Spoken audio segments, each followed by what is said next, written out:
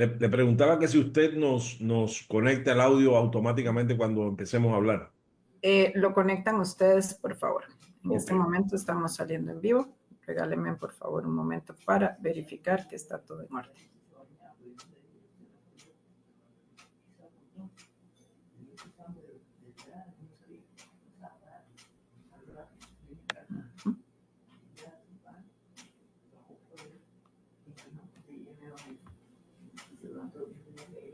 Muy buenas noches de parte de Radio Alternativas. Para esta noche tenemos preparado el programa Cuba, Patria y Memoria Histórica. Para mí es un honor presentar al doctor Eliades Acosta, al señor embajador de Costa Rica, que también tenemos el gran gusto de haberlo tenido en otras ocasiones compartiendo en este espacio Alternativas, don Jorge Rodríguez. Ellos dos, que ya casi les damos la palabra para que se presenten con sus respectivas voces, van a ser acompañados por el señor Trino Barrantes Araya, a quien también brevemente le daremos la palabra ya casi, docente pensionado y que además acompaña en calidad de ser el secretario general del Partido Vanguardia Popular en Costa Rica. Entonces, nuevamente un saludo a todas las personas que estarán en vivo durante esta transmisión y a las personas que verán de manera diferida este encuentro binacional entre Costa Rica, de esta solidaridad que se le extiende al pueblo hermano cubano. Le doy la palabra en este momento a nuestro invitado principal de la noche, el doctor Eliades Acosta, para que por favor se presente.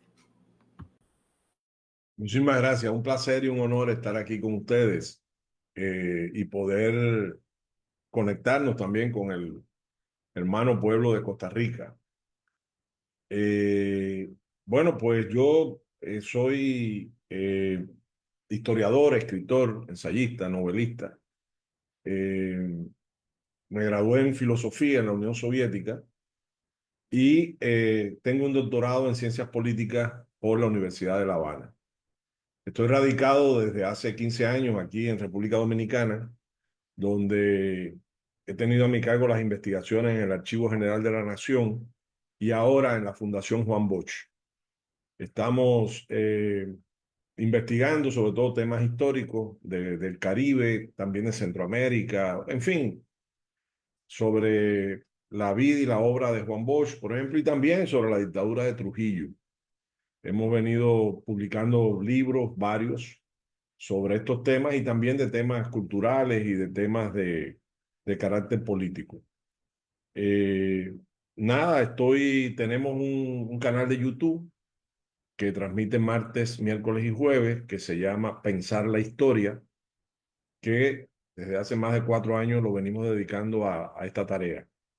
Y tenemos una cuenta de Facebook que es @Eliades_Acosta, donde también publicamos todos los días contenido histórico, sobre todo en este momento, por ejemplo, la prensa cubana de 1959, cuando triunfó la revolución.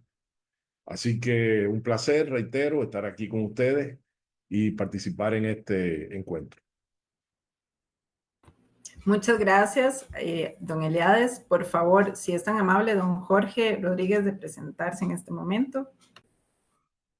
Bueno, muy buenas tardes a todos los que nos estén escuchando, los que nos puedan escuchar igual y ver diferidamente.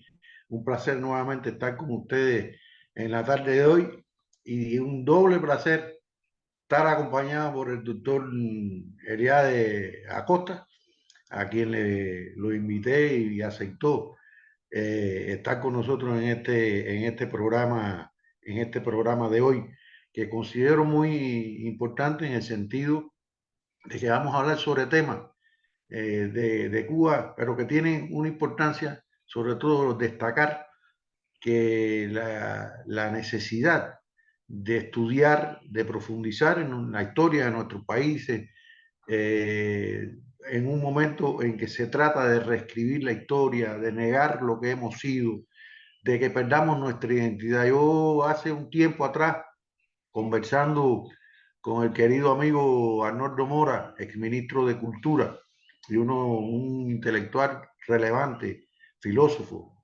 importantísimo personalidad aquí en Costa Rica. Una vez me decía que cuando no se estudia la historia, cuando se olvida, perdemos nuestra identidad. Es como un Alzheimer y entonces podemos ser manipulados de la forma que quieren nuestros adversarios. Y realmente por eso le prestamos tanta importancia al conocimiento de la historia. Y como decía el doctor Eliades, su programa para nosotros y para todo el que lo oiga es de suma importancia, porque no solamente trata temas de Cuba, trata temas también de la actualidad. Ahora, ayer mismo estaba hablando él sobre documentos desclasificados, los recientes documentos desclasificados, y hablaba sobre unos que tienen que ver con Trujillo, un tema que él ha estudiado con mucha profundidad. Pero son reflexiones y sobre los temas que hay de ahora en el conflicto entre Rusia y Ucrania, cuando ha habido el tema en Medio Oriente también lo abordaba en su programa. O sea, yo creo que eso es un poco lo que vamos a tratar de hacer en la tarde de hoy. Así que muchas gracias y gracias a ustedes también, Irene y a Luis Ángel, por haber acogido la idea de hacer este programa. Muchas gracias, don Jorge. Le doy la palabra en este momento a don Trino Barrantes, por favor, para que se presente. Muchísimas gracias, Irene, y al compañero Luis Ángel Salazar Oz. Una pequeña o un pequeño paréntesis, porque siempre es importante, más que ahorita que estoy con dos directos compañeros, don Jorge Rodríguez, embajador de Cuba acá en Costa Rica, y el apreciado doctor Eliades Acosta. Les decía que una particularidad, un paréntesis, porque en algún momento cuando apareció Bellavista Social Club, hay un guitarrista que es realmente apreciado, querido, amado y reconocido, que es Eliades Ochoa. Y entonces, en ese momento me llamó como la atención el nombre de Eliades Ochoa y el temperamento y la fuerza que tiene Eliades Ochoa en la música cubana, como la tiene acá el doctor Eliades en la historia. Bueno, resulta que entonces no es casual, ¿verdad? Que esas dos personas, don Eliades Ochoa y Eliades Acosta, tengan ese nombre. Es que son nombres, digamos, que están relacionados con un adjetivo que es Eliades o Idis, que quiere decir hijo de, ¿verdad? Y en consecuencia, los dos, ¿verdad? El nombre Eliades refiere a una persona de gran altura, a una persona elevada. Entonces, qué bueno habernos encontrado en este espacio con el doctor Eliades Acosta y en esta invitación que nos hace para estar revisando justo el título que ustedes han puesto a este programa, que es La urgencia de patria y memoria histórica. Y lo dijo ahorita el compañero don Jorge Rodríguez, hay que estar recurriendo entonces al canal de YouTube Pensar la Historia para poder realmente tener ese lazo de amistad que ha unido desde hace mucho tiempo, desde el siglo XVIII, a Cuba y Costa Rica, en ese lenguaje de construir las identidades y la historia de nuestros pueblos hermanados. Jorge, un abrazo, y doctor Eliades Acosta, qué placer compartir este espacio con ustedes y nuevamente agradecerles a Luis Ángel y a Irene que hayan tomado la consideración de estar yo en este evento tan importante con estas dos personas tan distinguidas. Un abrazo y estoy aquí en la mejor disposición para escuchar las dos exposiciones. Gracias. Muchas gracias, don Trino. Entonces, agradezco nuevamente la participación antes de darle la palabra a nuestros expositores esta noche. Recordar que el espacio de alternativas es un espacio producido desde una visión política que trasciende, ¿verdad?, lo que a veces nuestros países democráticos tienen como una lógica partidaria electoral y más bien tiene una visión, ¿verdad?, amplia. Pretende este espacio motivar a pensar libremente para construir un mejor país y un mundo donde los compromisos realmente por los valores humanos sean amplios, ¿verdad? Y abracen esta gran bandera latinoamericana que esta noche recordamos, lleva por tema la memoria histórica y Cuba. Sin más preámbulo, le doy la palabra al señor Eliades, por favor, para que nos acompañe y posteriormente tendremos al señor don Jorge Rodríguez. Don Eliades, es suya la palabra. Le recuerdo, por favor, abrir el micrófono. Bueno, excelente introducción de don Trino con el análisis del nombre de mi querido amigo y tocayo Eliades Ochoa. Somos santiagueros los dos. Eliades Ochoa y Eliades Acosta. Nacimos los dos en Santiago de Cuba. Y además me une a él una amistad de muchos años, incluso familiar. Y como bien dijo usted, es una excelente persona, con mucho ímpetu y un gran músico. Eliades es un nombre raro, incluso en Cuba no es muy frecuente. Yo estuve buscando información y hay a la vez en el mundo solo 400 Eliades, según una página genealógica. Ahora, en mi caso particular, ese era el nombre de mi padre, que era un guajiro de Victoria de las Tunas, en Cuba, que se hizo maestro en Santiago de Cuba. Ahí conoció a mi mamá y los dos fueron maestros del Colegio Dolores, que era el colegio de la élite burguesa santiaguera, donde estudió Fidel, donde estudió Raúl, donde estudiaron los Bacardí y donde estudió Mascanosa también. Claro, ellos eran de una época posterior, ya más cercana a los 50. Y como el colegio era de los jesuitas le exigieron a mis padres, sobre todo a mi papá, que me pusiera de nombre Ignacio, porque eso era como una norma en los colegios de los jesuitas. Pero mi papá, que no era transigente con estas exigencias, le dijo, bueno, yo le pondré Ignacio de segundo nombre, pero el primero es Eliades. Y por eso me llamo Eliades Ignacio. A mi papá le tocó ser el interventor de la revolución de ese colegio, además. A nombre de la revolución fue el que lo ocupó y fue el que lo mantuvo en las manos de la revolución hasta que ya se hizo la reestructuración de la educación completa. Esto es una pequeña introducción familiar por la alusión de Trino, que yo agradezco realmente mucho. Bueno, sobre el tema que nos convoca, en estos días están de moda, por ejemplo, los documentos desclasificados de la CIA y el FBI, que el presidente Trump, de manera sorpresiva y entre sus primeros decretos de los infinitos que ha firmado y que no van a cambiar para nada la faz del mundo, y que una cosa es firmar carpetas y otra cosa es cambiar el mundo, y el mundo no se cambia con papeles de ese tipo. El mundo se puede cambiar por libros, el mundo se puede cambiar por manifiestos como el de Montecristi, que cumplimos ahora 130 años de firmado, pero no por un decreto imperial. Entonces, entre esos decretos, de manera sorpresiva, digo, desliza uno que tiene que ver con la memoria histórica y tiene que ver con la verdad, que es el de desclasificar una parte de los documentos que no se habían desclasificado sobre los asesinatos de John F. Kennedy, su hermano Robert, y de Martin Luther King. En realidad, eso creó un espejismo. Primero me han preguntado que por qué lo hizo. Mi opinión particular, personal, es que él quiso mandar un mensaje al Estado profundo norteamericano que ha sido capaz en su historia asesinar a 4 presidentes. Y lo intentó con él. Lo intentó con Reagan en su momento y lo intentó con él, que resultó herido en una oreja en un meeting. Para mí ese disparo del meeting fue una advertencia a Trump.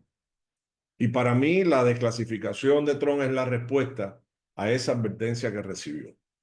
Es decir, yo no voy a encubrir culpables, mi administración no va a encubrir culpables de ese tipo de magnicidio. Por ejemplo, sí va a encubrir culpables como a Netanyahu del genocidio en Gaza, pero se refiere a cosas que toquen la política interna del país y que pueden ser objeto de violencia, no lo va a hacer.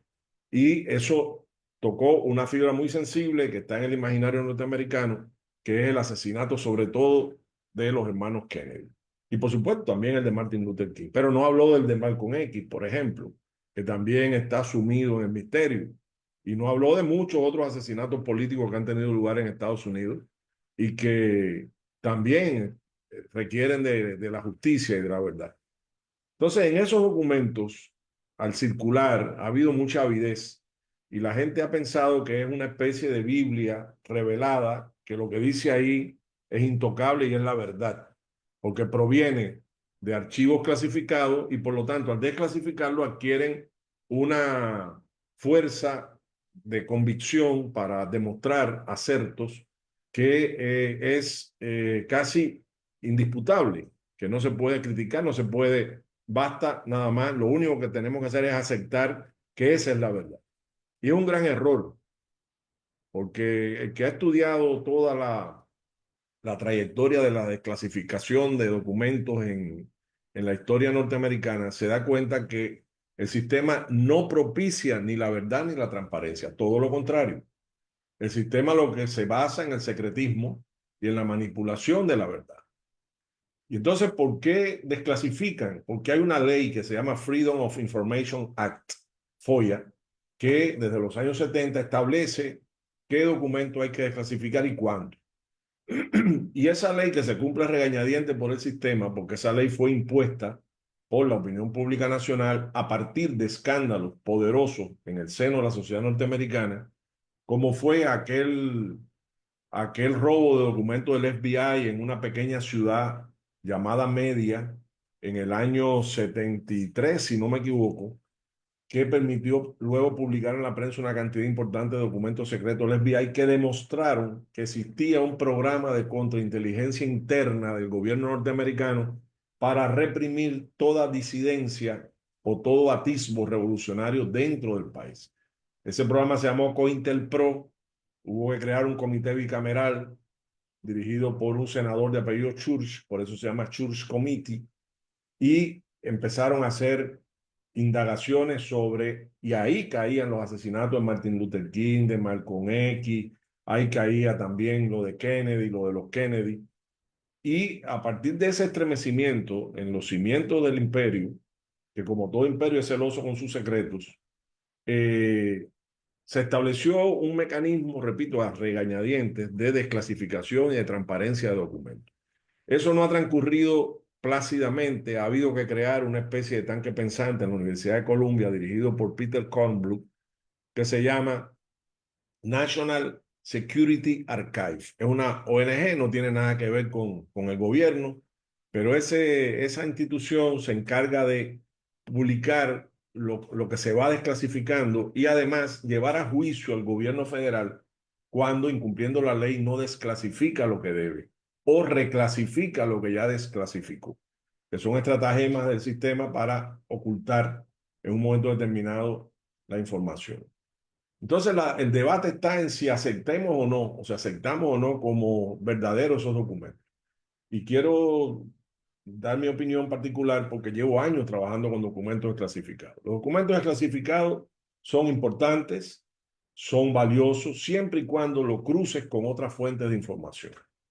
Si solo te basas en el documento desclasificado y aceptas como verdadero lo que se dice ahí, estás haciendo el juego a las manipulaciones que se suelen hacer con los documentos desclasificados.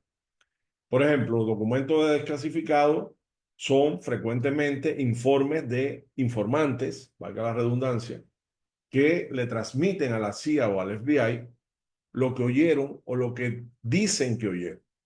Y muchas veces se trata de animadversión personal contra alguien, deseo de ganar dinero o méritos, participar en una calumnia o aplicar una vieja técnica en, en la panoplia de herramientas que tiene la CIA, que se llama Assassination of Character, asesinato del personaje, que es desprestigiar a una persona, un adversario político o un sospechoso de adversario, no tiene que serlo en realidad, irlo demoliendo psicológica y moralmente hasta anularlo. Eso lo hicieron con Jacobo Arbenz, por ejemplo, después del golpe del año 54, y lo han hecho con numerosos líderes internacionales, entre ellos Fidel. aquella mentira de que Fidel está entre los hombres más ricos del mundo, de la revista Forbes, forma parte de un programa de ese tipo o de una acción de ese tipo, de asesinato del personaje. Entonces usted se encuentra aquí que frecuentemente en esos documentos clasificados te dicen que fulano de tal fue informante de ellos, cosa que es falso, o que aceptó dinero de ellos, o que estuvo implicado, o que dio información, o que hizo algo. Y cuando usted viene a ver, se da cuenta que son personas que se quieren desacreditar y sembrar la duda sobre esa persona en el seno de una colectividad política. Eso es viejo, no lo inventaron los norteamericanos, lo usaron los nazis en víspera de la Segunda Guerra Mundial para eliminar una buena parte de la oficialidad mejor formada y más fogueada del Ejército Rojo previo a la invasión del 22 de junio del 41. Así se dirigió el golpe contra el mariscal Tukhachevsky, que era un genio del nuevo arte de la guerra de tanques. Y era un hombre que había estudiado en Alemania esa guerra, esa forma de guerra.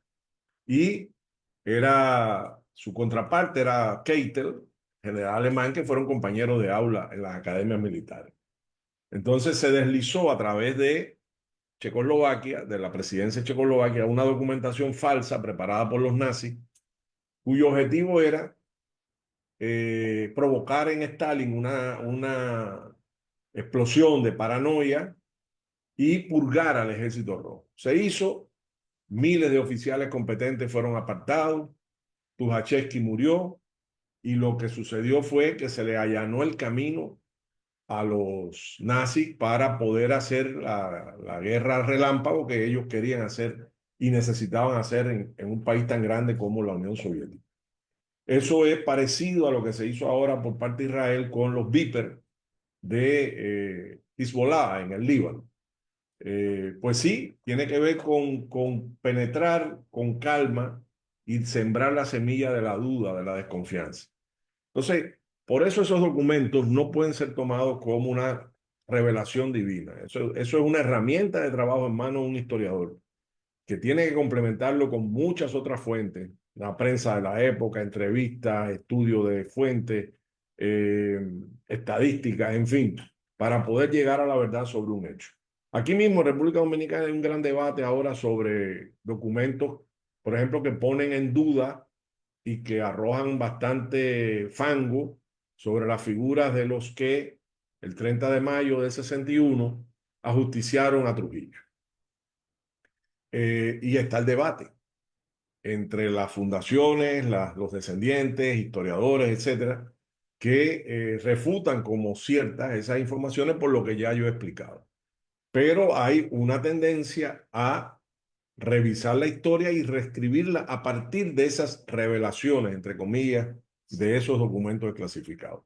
¿Y quién ha salido al ruedo a tratar de llevar el agua a su molino con esta situación? El nieto de Trujillo, Ramfis Trujillo, que dirige un pequeño partido aquí en República Dominicana que quiere ser presidente, que lo lleva intentando hace varios años y que tiene como eslogan un eslogan populista engañoso que es mano dura sin dictadura.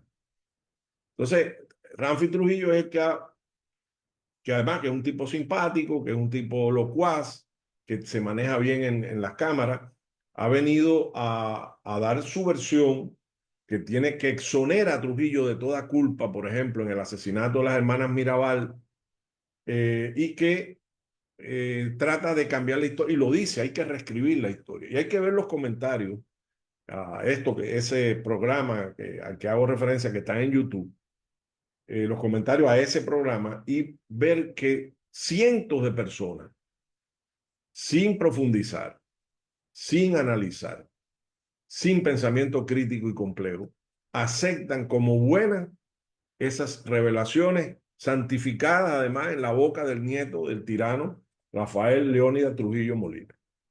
Y eso da mucho que pensar. Y esos son mecanismos que se están aplicando con Cuba, por ejemplo. Cuando este personaje siniestro, que ahora es el subsecretario para América Latina, corrupto en el Banco Interamericano de Desarrollo, expulsado, Clever Carone, de origen cubano, que no es cubano, de origen cubano, habla de que qué hacer para acabar con la revolución y dice que es el mejor momento posible, que todo está muy sintonizado para poder tumbar la revolución cubana, cosa que no han podido hacer 13 administraciones anteriores. Él se refiere a que se va a hacer creativo, 3 puntos, muy creativo, y que vamos a ir por donde no nos esperan. Es difícil que ellos crean que hay algún lugar por donde no los esperamos, porque son también 66 años de aprendizaje en la resistencia contra un imperio que no tiene escrúpulos en usar cualquier herramienta para lograr sus fines. Las más criminales, las más creativas, entre comillas, las más deleznables, como puede ser introducir el dengue hemorrágico en Cuba, que cobró la vida de más de 100 niños. O ahora con la pandemia, dicen que no hay bloqueo, y aquí en República Dominicana vinieron de urgencia representantes médicos cuando se rompe en medio de la pandemia creo que eran 2 plantas de oxígeno en Cuba, y vienen tratando de adquirir el oxígeno aquí urgente para salvar vidas, y se les negaron por el bloqueo. Entonces, cuando usted ve esas cosas, usted dice que qué escrúpulos van a tener para mentir o para ocultar la verdad. Ninguno. Y eso es lo que llama a Clever Carones, ser creativo. Y eso es lo que estamos viendo. La creatividad radica en tergiversar la historia, tergiversar la memoria histórica, tergiversarlo todo, no solamente la revolución del 59, sino la historia de Cuba. Por ejemplo, que es una tendencia que involucra a españoles de Vox y del Partido Popular, y involucra al diario ABC, monárquico, reaccionario español. Tienen una sección y un especialista, entre comillas, bastante ignorante, por cierto, para hablar de las guerras de independencia de Cuba. ¿Y cuáles son las tesis fundamentales? Bueno, primero, que Cuba nunca fue colonia y que por lo tanto no se justificaba la guerra de independencia, no se justificaba 30 años. Yo quisiera que alguien me diga si puede estar equivocado un pueblo que durante 30 años peleó por su independencia. Y solo en el último tramo, el de 1895 al 98, perdió 250.000 de su población, de 1,5 millones. Perdió 250.000 por hambre y enfermedades, reconcentrados en los campos de concentración creados por el colonialismo español, por la política llamada de reconcentración de Weyler, capitán general que la aplicó. Entonces, Cuba, según ellos, no era colonia, no tenía nada de qué quejarse, ni podía exigir nada porque vivía feliz. Segundo, hubo más cubanos defendiendo el colonialismo español que defendiendo la independencia. Y por último, que la población cubana no apoyaba el independentismo.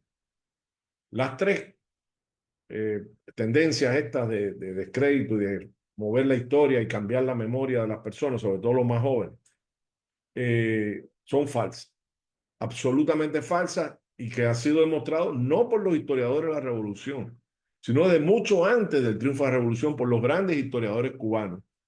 Y puedo hacer una lista de 20 o 30 que han demostrado bueno, esas tendencias no son nuevas tampoco, esas tendencias tienen un sello colonialista, esas las divulgó España en su momento. Y lo que se ha hecho es traer ese zombie, ese punto de vista zombie, ponerlo aquí en el escenario y mostrarlo como grandes hallazgos que la historiografía revolucionaria cubana ha ocultado al pueblo de Cuba. Es mentira, y a veces las cifras que se manipulan son engañosas. Por ejemplo, el tema de si hubo más cubanos peleando a favor o en contra de España.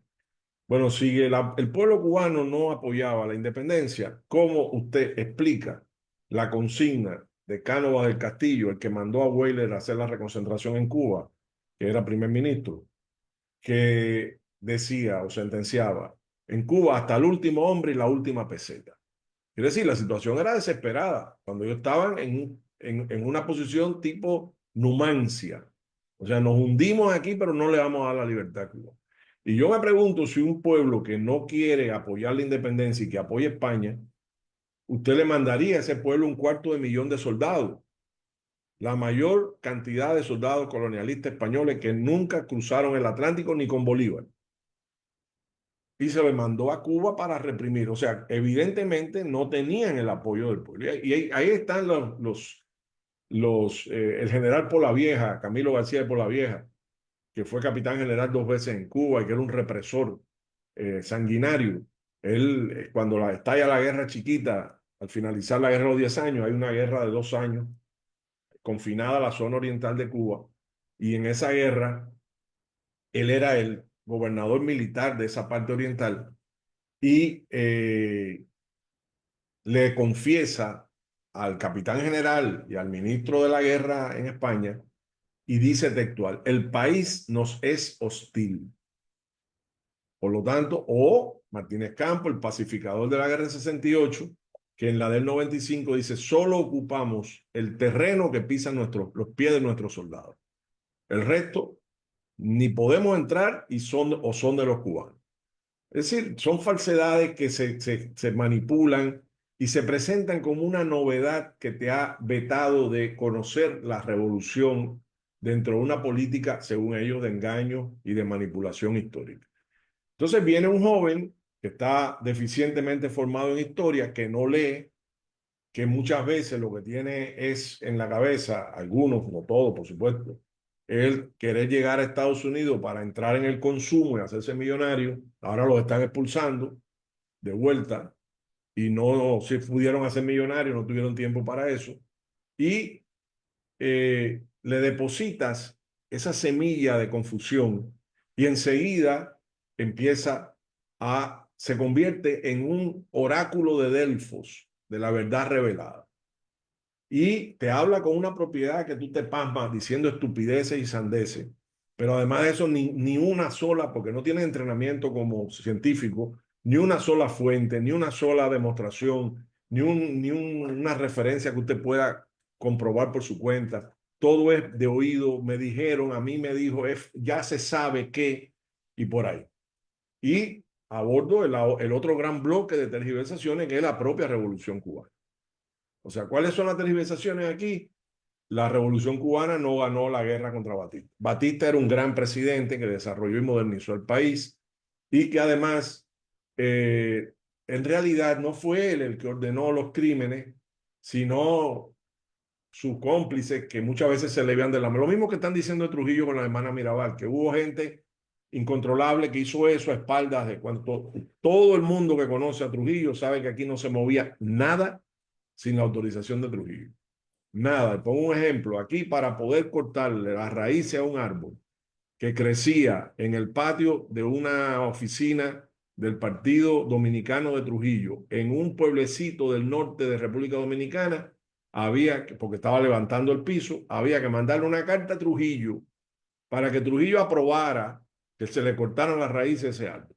No miento, esos documentos los tengo copias en mis manos porque trabajo y he trabajado con los archivos y la papelería de Trujillo.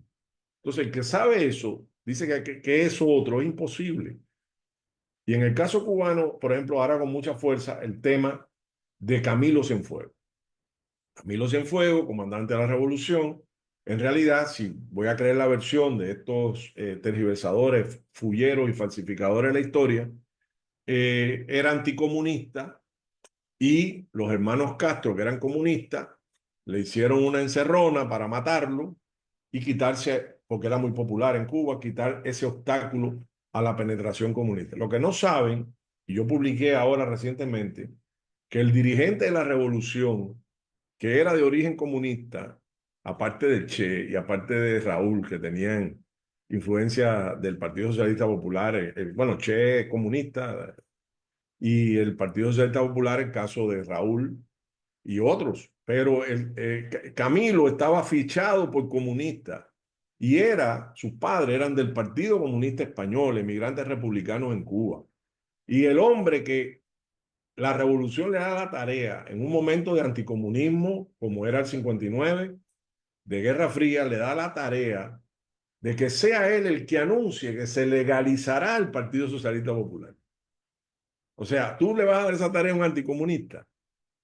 O tú le das la tarea a quien tú sabes que va a tener el tacto de llevar la tarea correctamente, sin extremismo, pero con rigor. Bueno, puede ser a Camilo, pero además de que él estuvo de acuerdo con Ubermato en la sublevación de octubre del 59. Apareció el discurso de Camilo allí mismo en Camagüey, en el Estado Mayor de Ubermato, después de haber sido arrestado, con los oficiales y soldados de Ubermato, donde este discurso, si mal no recuerdo, es el 21 o 22 de octubre, y dice, el discurso es una apasionada defensa de la revolución y a la justeza de haber demovido de su cargo al comandante Ubermato porque estaba rodeado de latifundistas y ganaderos en Camagüey dentro de una política de coqueteo con el anticomunismo. Y una de los caballitos de batalla de ellos en el sentido ya contra la revolución, y voy redondeando las ideas, son los fusilamientos de los esbirros de Batista y negar que Batista mató 20.000 cubanos. En cuanto a los esbirros de Batista, los torturadores y asesinos de Batista, que no se pudieron escapar, algunos pudieron escapar junto a Batista, aquí se refugiaron en República Dominicana y otros en otros países, entre ellos muchos en Estados Unidos. Esos personajes fueron apresados, juzgados. Según ellos, no había ninguna ley que respaldara juzgarlo y condenarlos a muerte. Falso.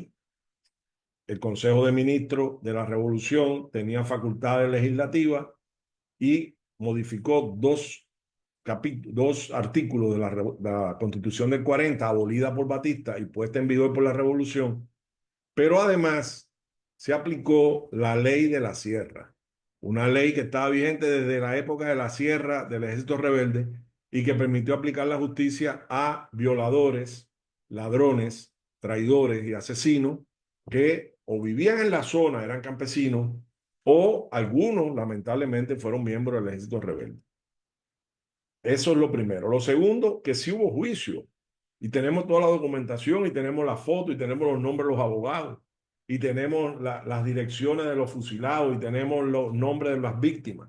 Para que se tenga una idea, ellos han acuñado una película terrible, apocalíptica, alrededor de unos fusilamientos en Santiago de Cuba el 12 de enero del 59, donde se habían juzgado y fusilado, se fusilaron a 72 esbirros batistianos. En esa ciudad, mi ciudad, ellos fueron especialmente criminales y represores, porque era una ciudad rebelde y trataron de, a sangre y fuego, aniquilar esa rebeldía. Y allí, en ese fusilamiento, ellos lo han llamado, ellos el enemigo, la CIA, sus voceros, sus bocinas y toda esa gente, lo han llamado la masacre de la Loma de San Juan, porque los fusilaron en un lugar en las afueras de Santiago que se llama San Juan. Y eran inocentes, ninguno hizo. Bueno, pues yo tengo la prensa de la época donde salen 4 de ellos, y esos solo 4, entre ellos el famoso teniente Ernesto de Espaine, esos 4 se les había probado 107 asesinatos a esos 4. Otro que han querido defender mucho, que le hicieron el juicio en la Ciudad Deportiva de La Habana, fue al excomandante Jesús Sosa Blanco, que acuñó una frase en la Sierra Maestra cuando avanzaba con sus soldados matando, que era, ¿qué pasa si Sosa pasa? Bueno, tierra arrasada. Bueno, Sosa Blanco cayó en poder de la revolución, se le juzgó, se llevaron más de 60 testigos campesinos a La Habana para que declararan, se habían invitado más de 400 periodistas extranjeros para que vieran la marcha de los juicios, en lo que se llamó en aquel momento Operación Verdad, y fue condenado a muerte y fusilado. 108 asesinatos, Sosa Blanco. Y va sumando. Cuando usted va sumando, la cifra 20.000 es pálida al lado de lo que hicieron estos bárbaros. Y ahora se está tratando de lavarles la cara y de santificarlos. Para resumir, hoy el escenario fundamental de lucha política, no el único, por supuesto, se está dando en archivos y bibliotecas. Es la guerra cultural. Esa guerra que, entre otras cosas, prioriza la demolición de las columnas históricas que sostienen la vida y la visión del mundo de un pueblo. Segundo, esta guerra cultural es infinita, empieza antes de cualquier acción militar, durante y después. Y trata de dividir, desprestigiar, quitar liderazgo, aplastar figuras incómodas, separar las fuerzas de la revolución o que defiendan la revolución, basado en el cuestionamiento histórico radical. No es que se haya perdido un detallito y se aporta y entonces se enriquece, no es eso. Es la mentira erigida en verdad y es la necesidad de usar eso como un arriete para demoler las columnas, repito, centrales del edificio de la revolución. Está luego la falsedad y la superficialidad con que manejan la historia y manejan y tergiversan la memoria. Y eso, por supuesto, tiene un precio y eso hay que dedicarle tiempo. Nosotros también tenemos culpa en el asunto porque hemos enseñado muchas veces la historia de manera mecánica y la hemos enseñado de manera aburrida. Y si algo no es aburrido en este mundo, es la historia. Los libros que más se venden en el mundo actualmente son libros de historia o novelas históricas o biografías. Eso dice que todo el mundo o casi todo el mundo tiene interés hacia el pasado para ver cómo era la vida y cómo eran los procesos históricos. Y ahí está el gran reto, ahora con las redes, porque las redes puede ser muy buena y puede ser muy mala. La red permite amplificar estupideces, mentiras y falsedades y también criticarlas y demolerlas y poner las pruebas a disposición de millones de personas. Las redes hay que usarlas, el lenguaje de las redes es diferente a la televisión o a la radio, la participación en tiempo real y las opiniones son enriquecedoras o pueden ser también empobrecedoras, depende de quién emita y qué diga, pero hay que aceptar el reto ahí. Estamos en un año de aniversario, 130 aniversario del manifiesto de Montecristi, 130 aniversario del desembarco por Duava, el 1 de abril de la expedición de la Goleta Honor, 23 hombres con Maceo, con José, con Antonio, con José, con Flor Crombet, de los cuales solo 11 llevaban fusiles porque no se pudo conseguir para más. Y tenemos además este año también, lamentablemente, el desembarco de Martí y Gómez por Playita de Cajobabo el 11 de abril en un botecito de 6 hombres, de los cuales 4 eran cubanos, los 4 cayeron en la guerra y 2 dominicanos, Máximo Gómez y el coronel Marcos del Rosario, que los 2 lograron sobrevivir la guerra. Y tenemos el 130 aniversario de la muerte de Martí, de la caída en combate en Dos Ríos, que se ha querido también tergiversar, manipular, engañar, que si fue un suicidio, que si lo dejaron morir, que si los maceos querían que muriera y entonces lo traicionaron. Toda una parafernalia de mentiras y de cosas incluso viles para demeritar el sacrificio y la vida de un hombre como Martín. Y estamos además en presencia de gente que se brinda para eso, a favor de la metrópoli colonial española que tuvimos o a favor del imperio norteamericano. Se brinda para eso, son los cipayos. Los cipayos, que como bien decía Sandino, para que haya un amo extranjero siempre hay un criado nacional. Y esos cipayos, yo le he dedicado ahora buena parte de mi tiempo en un libro que va a salir en Puerto Rico, probablemente en un mes o en unos días, que se llama Cipayos del Caribe, y que es precisamente un libro sobre lo que no se habla, sobre los traidores, sobre los que sí estuvieron al servicio de España, sobre los guerrilleros, los contraguerrilleros, los voluntarios que masacraron cubanos traicionando a su pueblo, pero que también eso se dio aquí en República Dominicana en la Guerra de la Restauración, se dio en América con los batallones de casta o de pardos y morenos, y se dio con las milicias disciplinadas de Puerto Rico. Eso eran nacionales al servicio del colonialismo y como todo converso queriendo hacer méritos con crímenes tremendos contra la población civil. Resumen, tenemos un reto por delante, tenemos que compartir mucho, información, apoyos, solidaridad, conocimientos, pasiones, porque nada de esto va a salir sin apasionarse. El que transmita, el que trate de educar, tiene que vivir la pasión de lo que está transmitiendo, si no, no funciona. Las personas tienen un olfato muy grande para cuando se les habla desde el compromiso a la verdad y desde que se les habla formalmente. Formalmente, la gente no te dirá nada, pero no te va a escuchar. Yo creo que tenemos un camino largo por delante, pero muy importante. Muchas gracias por la atención.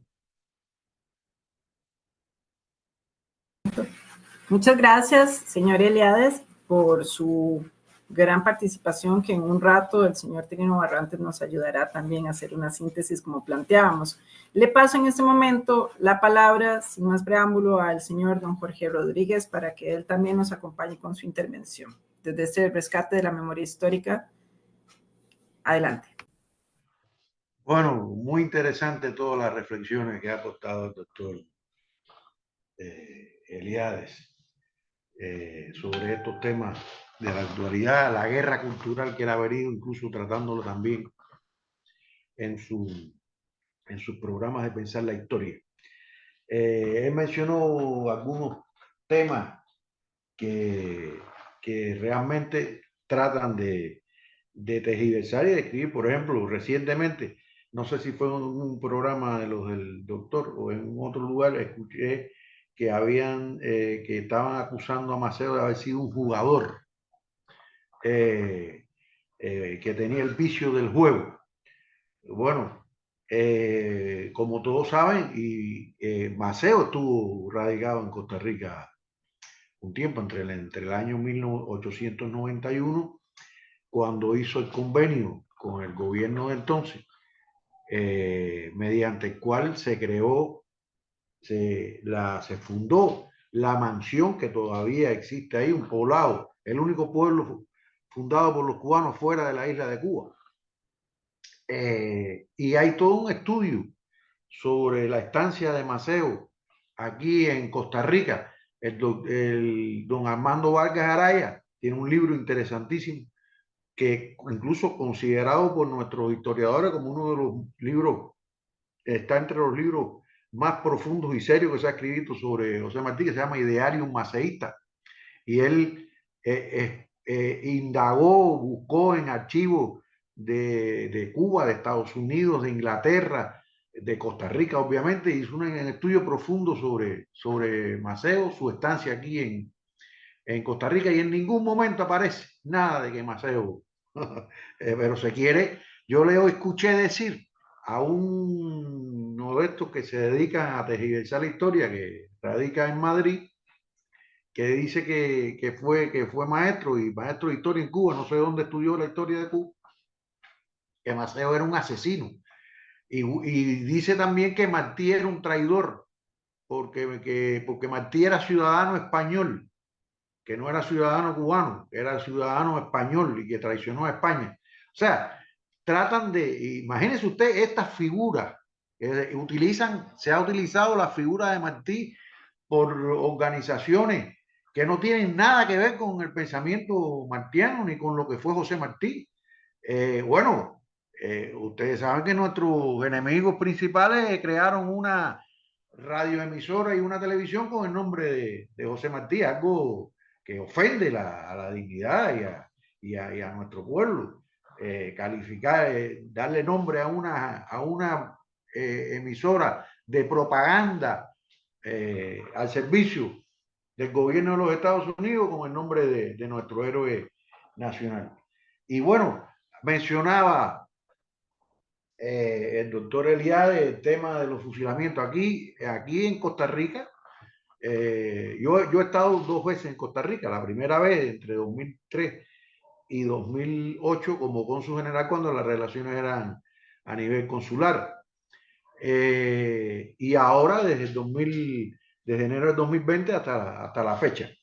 Y yo recuerdo que en mi época de cónsul general, había un personajillo por aquí que, bueno, falleció recientemente, el año pasado, que se decía periodista, que aquí lo tenían como un gran periodista, una persona, pero que había sido, lo que no sabía, yo se lo saqué una vez en una respuesta que le di a un periódico donde él escribía, y que no sabían que él había sido de los Tigres de Masferrer y que en su pueblo natal había tiroteado una barbería en la mañana donde había niños y la había tiroteado porque el barbero era simpatizante del movimiento 26 de julio. Y yo esa información la obtuve de un acta que me mandaron de la policía de Batista. O sea, no era un documento hecho por la revolución ni alguien que dijo, no, un acta de la policía de Batista, de su pueblo natal, donde decía que ese señor había participado en eso. Y que al triunfo de la revolución, obviamente, huyó, o sea, asiló una embajada y bueno, vino a dar aquí a Costa Rica. Y entonces ese señor hablaba mucho de los fusilamientos. Y entonces, para muchos, lamentablemente, muchas personas se han creído ese cuento y nos consideran como unos criminales. Dicho sea de paso, yo el miércoles pasado me fui recibido por la vicepresidenta y ministra de Salud de aquí de Costa Rica, un interés que ellos tienen en tener una colaboración con nosotros, con el centro, con el CEIMED, el Centro de Control Estatal de Medicamentos y Dispositivos Médicos, porque es una entidad reguladora de referencia regional reconocida por la Organización Mundial de la Salud y la Organización Panamericana de la Salud. Ellos quieren porque quieren fortalecer su autoridad regulatoria. Y entonces ella publicó en su Facebook que me había recibido, que habíamos sostenido la reunión, y de lo que se trataba. Y entonces, bueno, el primer comentario fue un señor ahí, que cómo iba a recibir a representantes de los criminales. Vaya, una cosa es enseguida. Por eso le digo que todavía hay personas que lamentablemente se creen ese cuento y esa propaganda que ha habido contra nuestro país en relación con los fusilamientos. Y ahí, bueno, el doctor se refirió a eso, pero hay encuestas de la época que él las ha presentado en sus programas, donde el apoyo que eso tenía. Y entonces, el apoyo y el reclamo de la inmensa mayoría del pueblo cubano de que se hiciera justicia contra esos criminales. Pero bueno, hay uno que incluso hay una foto que incluso creo que ganó un premio Pulitzer de un señor que está rodeado frente a un cura y era vestido, obviamente, no estaba vestido de militar, estaba vestido como campesino y pobrecito era el campesino a que lo iban a justiciar y a fusilar y era inocente. Resulta ser que era un esbirro que había asesinado no sé cuánta gente por allá por Matanza. Entonces, es la tergiversación de la historia. También se tergiversa, por ejemplo, yo incluso, colegas, para que esto no es solamente a nivel popular, sino incluso gente que se supone que sea muy ilustrada. Una vez una colega, me dice que Cuba debía su independencia a Estados Unidos. Y digo, ¿cómo es eso de que Cuba le debe su independencia a Estados Unidos? En primer lugar, no hubo independencia, porque el proceso de independencia se frustró con la intervención militar norteamericana. Pero además que lo hizo cuando ya las fuerzas independentistas prácticamente tenían ganada la guerra, y lo que hizo fue intervenir militarmente, apoderar, ocupar la isla militarmente durante 4 años y salir solamente bajo la condición de que incluyéramos un anexo en nuestra constitución que le daba la famosa enmienda Pla, que le daba el derecho a Estados Unidos a intervenir cuando considerara que estaban en peligro sus intereses. Entonces, realmente estamos siendo objeto de una campaña feroz, tergiversando nuestra historia, la famosa tacita de oro que existía antes de 1959. El doctor ha hablado de eso también. Yo estoy incluso buscando, no lo he podido lograr, cuando regrese a Cuba lo buscaré en algún lugar, porque también se pretende presentar nuestro proyecto económico y socialista como un fracaso y que es inviable. Sin embargo, yo recuerdo, como me parece tenerlo presente, aquí ahora un largo artículo publicado en el periódico Gramma en 1982, cuando la primera renegociación de nuestra deuda externa, donde en ese recojo la síntesis de un informe que creo que hizo el Banco Nacional de Cuba, el Banco Central de Cuba en aquel momento, donde se recoge todos los índices sociales de la revolución hasta ese momento. O sea, y es impresionante el desarrollo que tuvo nuestro país. Porque ¿qué pasaba? En aquel momento el bloqueo, había bloqueo, pero no nos hacía el daño que nos hace hoy, porque teníamos el 85% de nuestras relaciones económico-comerciales con aquel campo socialista que después desapareció y fundamentalmente con la antigua Unión Soviética. Entonces el bloqueo obviamente nos afectaba, pero no causaba el daño que causa. Pero que Cuba avanzó, lo que Cuba avanzó en 30 años fue apoteósico, un desarrollo considerable y todavía y mantiene esos índices, muchos de esos índices, como es por ejemplo la mortalidad infantil de 7,3 por mil nacidos vivos en estos momentos, a pesar de las dificultades que hemos atravesado y de lo que fue la pandemia y toda esa historia. Y la esperanza de vida de los cubanos. Yo incluso quiero buscar a alguien que me ayude en eso para comparar estadísticamente y decir cuántas personas le deben la vida a la revolución por haber bajado los índices de mortalidad infantil. Porque si hubiéramos mantenido los índices de mortalidad infantil de antes de la revolución o el promedio que tuvo América Latina, que ha tenido América Latina en ciertos determinados años, mucha gente no hubiera nacido en Cuba. Yo una vez, en una reunión, un dirigente nuestro nos preguntó a un grupo de compañeros si éramos hijos únicos, hermanos. Yo le dije, bueno, yo soy hijo único, pero si la revolución hubiera triunfado, tuviera 2 hermanos, porque lamentablemente mi madre perdió 2 embarazos por falta de asistencia médica, que hoy no ocurre así. Hoy, desde que ya está concebido la nueva vida, embarazada la mujer, ya está recibiendo la atención directa del sistema de salud cubano, a través del médico de la familia, con las consultas especializadas. Si es un embarazo de alto riesgo, tiene la casa materna, el hospital materno, para atenderle sus padecimientos que pueden poner en riesgo su vida, etc. O sea, pero todo eso se trata de negar hoy ante las dificultades que tenemos, que no las negamos, porque efectivamente tenemos dificultades.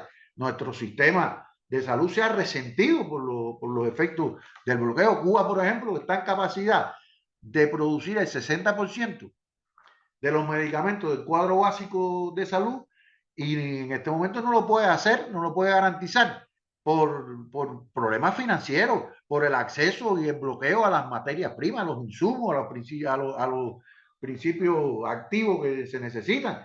Pero nada de eso se habla. O sea, no, es el sistema que es un fracaso.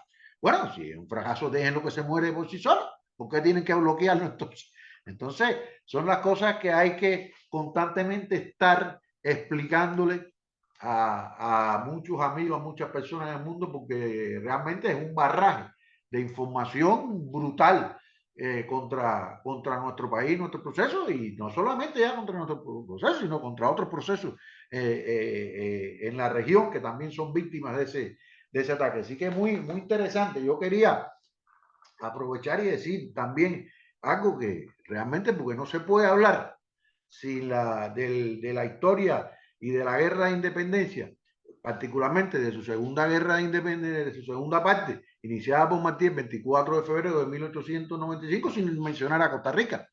Martí estuvo precisamente hace 2 años, en 2023 celebrábamos el 130 aniversario de la primera visita de José Martí a Costa Rica.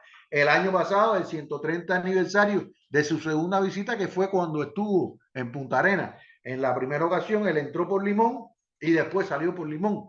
En la segunda ocasión, entró por Limón y salió por Punta Arenas, y de Punta Arenas a Panamá. ¿Y a qué vino Martí aquí? Bueno, vino precisamente Martí a reunirse con Antonio Maceo porque estaba en los preparativos de esa guerra. ¿Y por qué estaba Maceo aquí? Porque el gobierno de Costa Rica de la época le había dado en concesión una extensión de tierra en Nicoya, en la actual provincia de Guanacaste, en Nicoya, donde Maceo se radicó allí junto a 100 familias mambisas. Y el gobierno de Costa Rica estaba consciente que aquello era un campamento temporal de descanso para reanudar la guerra por la independencia de Cuba, porque tan es así que cuando se firmó el contrato, el acuerdo, los españoles protestaron porque contemplaban darle la concesión en la costa atlántica, en Limón. Y bueno, ante la protesta de los españoles, el gobierno de Costa Rica decidió entonces dársela en el Pacífico, para allá, para Guanacaste, para Nicoya. Entonces, ahí estuvo Maceo, donde fundó un pueblo. Hoy precisamente allí hay una escuela que lleva su nombre porque dentro de sus proyectos en ese territorio estaba la construcción de una escuela que no la pudo hacer porque marchó a la guerra por la independencia de Cuba. Ahí estuvo, bueno, junto con él estuvieron otros, su hermano José, Flor Crombé, que fue después el jefe de la expedición de la Goleta del Honor.